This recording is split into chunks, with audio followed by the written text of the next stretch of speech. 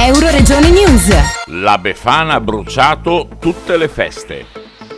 Tantissimi contadini che organizzano falò, più o meno grandi, per aderire alla tradizione o per cogliere l'occasione di bruciare le sterpaglie. Girando la sera del 5 e del 6 gennaio si sono visti tantissimi fuochi ovunque. Intanto il Medio Friuli può vantare sicuramente il record, involontario, del falò più grande in assoluto. A Lestizza 300 balle di fieno incendiate hanno impegnato i vigili del fuoco di Codroipo e Udine dalle 17 di sabato alle 11 di domenica mattina e ancora usciva il fumo. A Codroipo il rito si è ripetuto a Iutizzo con una scenografia straordinaria, un cumulo di legna e fieno era sovrastato da una befana di pezza, mentre la vera befana è arrivata volando sulla sua scopa dal campanile e dopo essere atterrata ha distribuito oltre 200 calze ai bambini. La temperatura si è alzata notevolmente quando un razzo, partito sempre dal campanile, ha colpito l'enorme covone incendiando il falò che a sua volta ha dato via al fuochi d'artificio che hanno illuminato tutta l'area. Dal Medio Friuli per Euroregione News, Marco Mascioni.